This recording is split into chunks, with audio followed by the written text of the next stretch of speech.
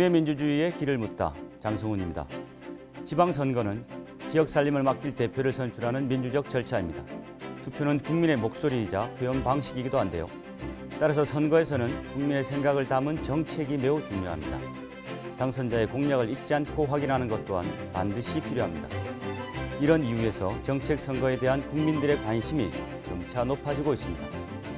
올해 실시되는 제7회 동시지방선거의 성공 여부도 정책 선거에 달려 있습니다.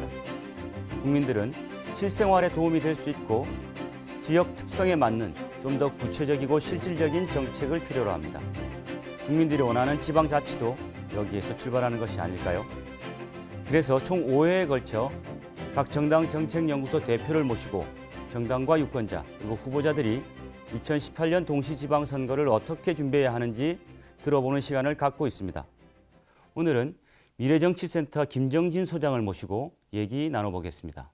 안녕하십니까, 소장님? 안녕하십니까?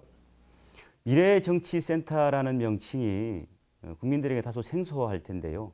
정의당 정책연구소 미래정치센터가 어떤 일을 하는 곳인지 간략하게 소개해 주시겠습니까?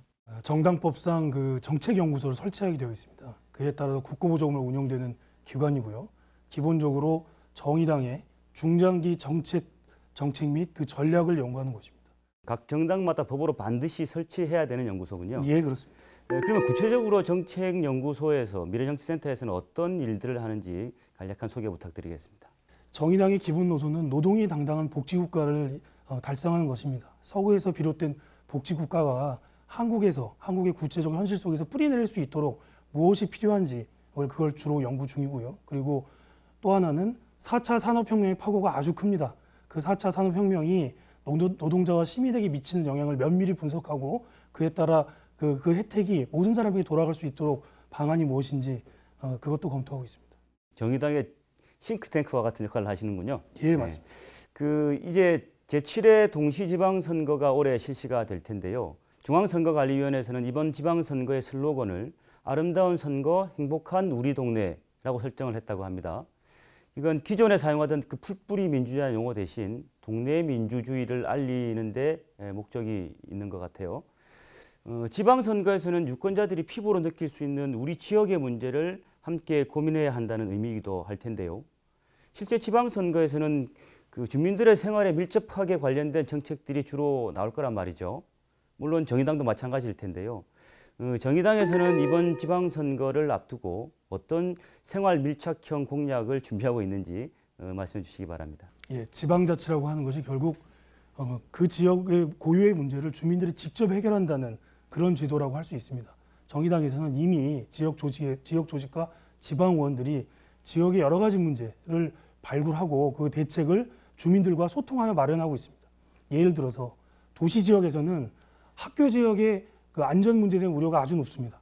학부모들이 걱정이 많습니다. 운동장에서 유해 물질이 발견되기도 하고요. 학교 급식에 질이 좋지 않은 식재료가 사용되기도 합니다.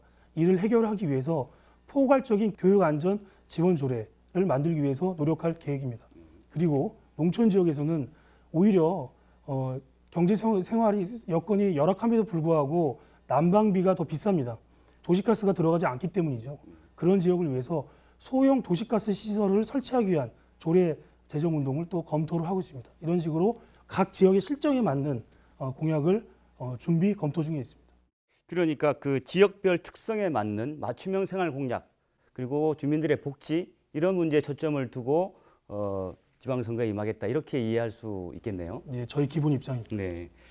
같은 맥락에서 다시 질문을 드려보겠습니다. 그 미래정치센터에서 준비하시는 지방선거 핵심 아젠다, 모든 정당들이 다 마찬가지로 부각하고자 하는 아젠다가 있을 텐데요. 정의당에서는 어떤 아젠다를 이번 지방선거에서 부각하고자 하시는지 설명 부탁드리겠습니다. 예, 기본적으로 정의당은 노동이 존중받는 지방분권, 노동이 존중받는 자치복지를 이야기하고 있습니다. 노동 문제가 단지 이제 중앙정부만의 문제는 아닐 것입니다. 왜냐하면 노동의 기본권이라든가 최저선 같은 경우는 중앙정부에서 정해야겠지만 노동 문제가 삶과 직결되어 있기 때문에 지방별로 고유의 노동 문제가 있을 겁니다. 고용 문제도 노동시장 구조가 다 지방별로 다르기 때문에 지방 고유의 문제가 있을 것이고 그래서 노동이 존중받는 지방분권이 지방선거에서도 필요하다라는 게 저희 기본 입장이고요. 예를 들어서 노사정위원회 같은 노사 민정이 우리 지역 발전을 위해서, 그리고 우리 지역 고용 증대를 위해서 이야기할 수 있는 협의 테이블, 협의체 이런 것을 구성해서 정말 그 지역이 상생하면서 노동의 권리도 보장되면서 발전할 수 있는 길을 찾도록 하자라는 게 기본 목표고요. 그에 따라서 고용과 관련된 권한은 중앙정에서 지방으로 대폭 이양을 하자. 지금도 현행 이양하는 게 가능하고 그렇게 이양할 때만이 지방자치단체가 책임을 가지고 노동 문제에 대해서 더 집중을 할 수 있을 것으로 생각하고 있습니다. 그 외에 저희가 또 새롭게 준비하고 있는 부분이 공유경제를 활용한 지역경제 활성화 방안입니다. 공유경제라고 하시면 조금 생소하실 수 있을 것입니다만 이게 쉽게 생각하시면 됩니다. 지역에 한 개인이 만들어내는 것이 아니라 지역에 공유자산이 있습니다. 이것을 어떻게 잘 지역 주민들이 활용해서 지역 주민들에게 혜택이 돌아갈 수 있도록 하느냐라는 것입니다. 예를 들어서 바람이 많은 제주도에서 풍력발전소를 설치할 때 그것이 단지 풍력발전소 운영 주체만의 것이 아니고 제주도 지역 주민의 바람이라는 공유 자산에 기초한 것이기 때문에 그 이득이 지역 주민에게 돌아가야 된다. 이런 그 관점에서 보는 것이고 실제로 제주도에서는 풍력발전 운영 주체에게 매출의 16%를 해당 지역 주민에게 되돌리도록 조례를 만들었고 중앙정부의 반대에도 불구하고 통과돼서 시행되는 것으로 알고 있습니다. 이런 요소를 각 지역에 맞게 확대해서 이 공유경제를 통해서 지역 주민들이 실질적으로 혜택을 보게 하자는 것인데요. 여기서 또 중요한 것이 뭐냐면 주체입니다. 이른바 사회적 기업, 지역 주민들이 직접적으로 참여하는 마을 기업, 협동조합 이런 것들이 그 공유경제에 있어서 주도적 역할을 하도록 그 지방자치단체에서 지원, 육성하는 것입니다. 그럴 때만이 그 경제 발전의 그 지역 경제 발전의 효과가 지역 주민들에게 돌아갈 수 있다고 저희가 보고 있는 것입니다. 특히 이 부분이 더욱더 중요한 것이 있습니다. 지금 많은 지역에서 특히 공업단지가 있는 지역에서도 경제 위기의 결과 제조 공동화 현상이 나타나고 지역 경제가 상당한 위기에 처해있는 곳이 있습니다. 이런 지역일수록 이런 지역의 경우에도 그 지역에 원래 존재하는 여러 그 공적인 기관들이 있습니다. 그 기관들을 육성 지원하고 그때 그 과정에서 그 사회적 경제의 주체들을 활용함으로 인해 가지고 그 활력을 잃는 지역 경제에 또 다른 활력을 불어넣을 수 있는 방안이 되기도 한다는 것이 최근 영국의 프레스톤시에서 직접 실행해서 상당한 성과를 얻고 있다고 최근 이코노미스트에서 보도된 바 있습니다. 그래서 저희 미래정치센터에서는 이런 해외 사례와 그리고 국내에 실제 존재해서 성공한 사례 그리고 각 지역의 실태 이런 것들을 여론이나 그리고 실태를 종합적으로 청취해서 공유경제를 통한 지역경제 활성화 방안에 대해서 심층적으로 검토하고 있습니다. 그 정의당의 핵심 아젠다는 그 공유경제 그리고 지역경제 활성화 그리고 주민의 참여 이렇게 세 단어로 요약을 할 수가 있을까요? 그러면? 예, 그렇게 요약할 수 있을 것 같습니다. 조금 이제 생소하긴 한데 공유경제라는 것이 우리가 요즘 일반적으로 많이 나오는 얘기는 사회적 경제 이런 얘기들 많이 쓰는데요. 그 두 가지의 차이점이 있을까요? 공유경제와 사회적 경제는 기본적으로 큰 취지에서 동일합니다. 다만 사회적 경제는 주체 측면에 좀 맞춰져 있습니다. 사회적 경제는 협동조합이나 마을 기업, 주체, 일반 주민들, 시민들이 평범한 시민들이 참여해서 만들 수 있는 기업과 그 주체에 맞춰져 있는 반면에 공유경제는 공유 자산, 지역에 자산까지 포괄하는 훨씬 더 포괄적 개념이라고 할 수 있을 것입니다. 각 지역에 공유할 수 있는 자산들이 많이 있나요? 근데 예를 들면 이렇게 생각해 보시면 됩니다. 뭐 일반 물건이나 이런 거 아니라 공기나 물 그리고 그동안은 경제적 가치를 환산할 수 있는 모든 것이 다 공유 자산입니다. 그래서 대표적으로 제주도의 풍력 그게 하나의 예가 될 수 있는 예를 드셨군요. 예, 자연 자원도 있을 수 있고요. 그리고 아니면 그 지역의 특산물도 그것이 한 개인이 만들어낸 게 아니거든요. 그 지역의 오랫동안 문화와 그 지역 주민들의 노력으로 만들어진 거죠. 그럼 그런 것들의 특산물의 산업화나 활성화도 결국은 그 이득이 지역 주민에 돌아갈 수 있는 시스템으로 만들어야 하는 게 당연하다고 생각하고 있습니다. 정의당에서 핵심적으로 부각하고 있는 공유경제 그리고 지역경제 활성화가 잘 정책으로 실현이 되어서 지역경제가 살아난다면 더 좋은 일이 없겠죠. 뭐 잘 되기를 부탁드리겠습니다. 노력하겠습니다. 네.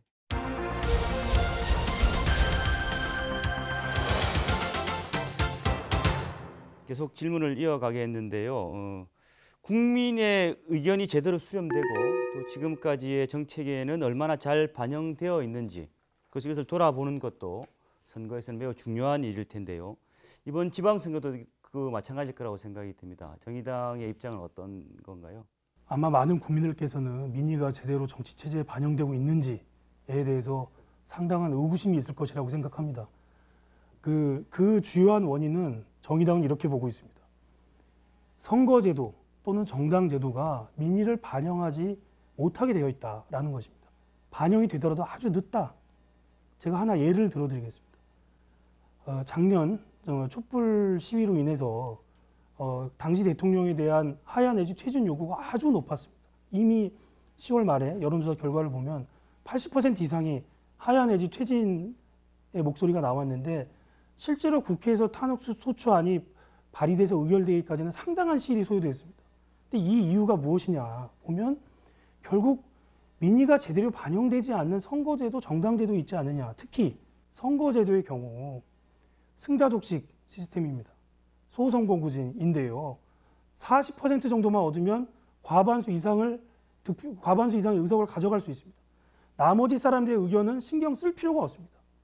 아무리 부당한 노선을 가고 있다고 하더라도 20%에서 조금만 더 얻으면 우리는 다음 선거 이길 수 있다. 이렇게 정치 세력들이 생각할 유인이 있는 선거제도라는 것이죠. 그래서 저희는 그 득표율에 비례한 선거제도, 연동형 비례대표제라고 하는데요. 득표율에 비례해서 의석수를 주는 이러한 선거제도를 만드는 것이 그게 먼저 선행이 되어야 민의가 제대로 반영되는 후보자들이 당선이 될 것이고 그에 따라서 그 민의가 국회나 공식적인 국가 의사결정기구에 영향을 미칠 수 있을 것이라고 보는 것입니다. 그 외에도 국고보조금이나 이제 정치를 하기 위해서 돈이 필요합니다. 근데 국고보조금 제도도 유력 정당들이 독식하는 제도로 되어 있습니다. 20석만 넘으면 국고보조금의 절반을 n분의 1로 나눠 가지고 있습니다. 그러면 그 국민의 민의를 10% 대변한다고 해도 국고보조금 받는 액수는 몇 % 되지가 않거든요. 그래서 이러한 제도도 바뀌어야 한다고 생각이 듭니다. 또 하나 당부드리고 싶은 것은 유권자들의 의식이 이 부분은 좀 개선이 돼야 되지 않나라는 부분이 있습니다. 정치라고 하는 영역이 이런 말이 있습니다. 현대 정치는 아무나 해서 되는 것은 아니지만 누구나 할 수 있는 기회는 보장되어야 한다라는 것입니다. 그 말은 정치에서 필요한 능력이라고 하는 것이 일반 다른 영역에서 필요한 능력 다릅니다. 다른 영역에서 세속적으로 성공했다고 해서 정치인으로서 훌륭한 자질과 능력이 있다는 거 바로 연결되지 않습니다. 유권자들께서도 지금 우리 목도하고 있거든요.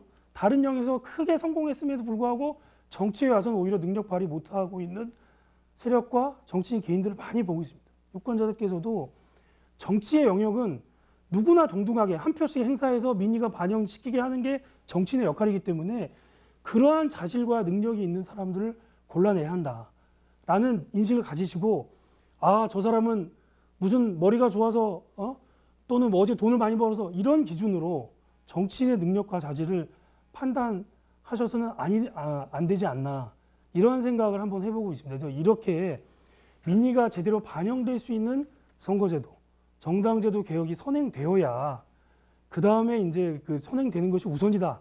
정의당은 그렇게 보고 있습니다. 그러니까 그 소장님 말씀은 민의가 제대로 전달될 수 있기 위해서는 우선적으로 포괄적 정치 개혁이 필요하다 이런 말씀으로 이해를 하겠습니다. 예, 그렇습니다. 다음은 정책 검증과 관련한 질문을 하나 드리고자 하는데요. 지금까지 우리나라 선거에서는 그 공약 남발 그리고 헛공약 제시 이런 문제점들이 많이 비판받아 왔잖아요. 그래서 우리가 선거 때만 되면 좋은 공약 얘기를 하는데 사실 그게 참 어려운 일이거든요. 우리가 어떻게 하면 이 좋은 공약, 좋은 정책들을 검증하고 선택할 수 있을까요? 유권자들 입장에서 저는 판단해야 된다고 생각합니다. 가장 중요한 것은 전 1단계가 이게 먼저 선행이 되어야 그 다음에 공약의 현실성으로 나아갈 수 있다고 생각을 하는데요. 첫째는 뭐냐면 유권자 개인, 나의 이해와 요구를 해줄 수 있는 공약이냐, 이것이 가장 먼저 우선 기준이 되어야 한다고 생각합니다. 내 처지와 입장에서 내가 지금 삶에서 가장 정치가 해결해 줬으면 하는 부분, 이 부분을 해결해 줄 수 있는 공약과 그 공약을 주장하는 세력에 대해서 평가하고 투표하는 것, 이것이 먼저 기본이 되어야 한다고 생각을 합니다.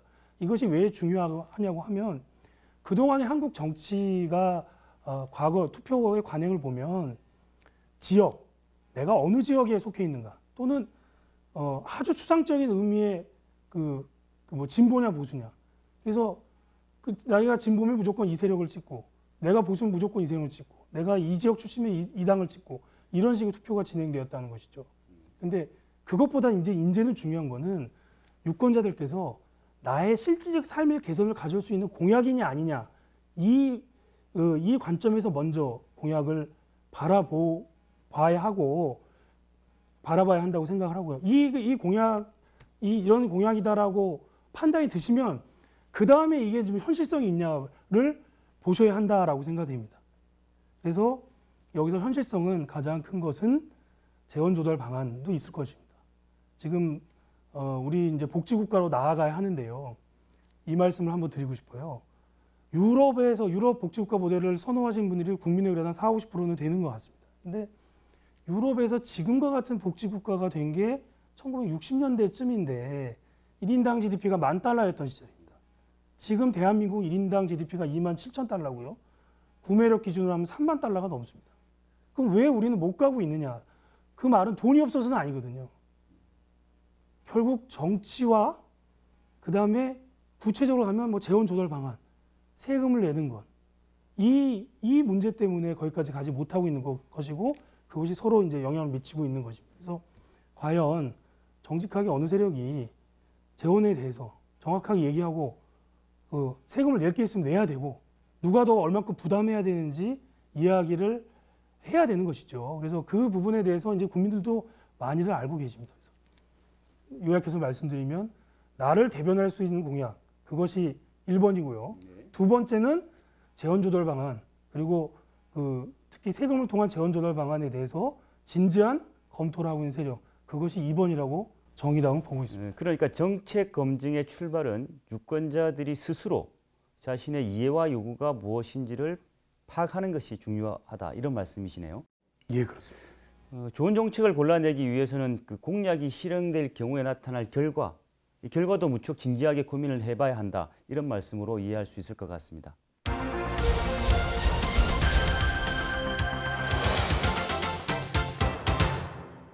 오늘 우리는 정책 선거에 대한 얘기를 나누고 있습니다만, 이 또한 궁극적으로는 정책이 근본이 되는 올바른 선거 문화를 만들자는 것일 텐데요. 이를 위해서 각 정당들이 해야 할 역할, 무엇이라고 생각하세요? 가장 기본적으로는 그 국민들의 삶에 실질적으로 영향을 미칠 수 있는 공약을 만들어야 된다는 것입니다. 그런 정책을 만들어야 되는 것이고요. 그건 너무나 기본적인 것입니다. 아무리 강조해도 지나치지 않는다고 생각이 듭니다. 가장 중요한 것이 사회경제적 삶이라고 정의당은 보고 있습니다. 사람들이 먹고 사는 문제, 이 부분에 대해서 대책을 내야 한다. 이 문제에 대해서 해결하지 않는 한 선거란 게 항상 정치인들만의 말잔치에 끝날 것이다 라는 것이고요. 두 번째는 이 민주주의 국가에서 국민이라는 게 선거 때만 주인이어서는 안 됩니다. 선거가 끝났다고 하더라도 각 정당은 자신이 내걸었던 공약을 실현시키기 위해서 자신이 가진 인적, 물적 자원을 최대한 동원해서 그거를 실현시키기 위해서 노력을 계속 해야 된다고 봅니다.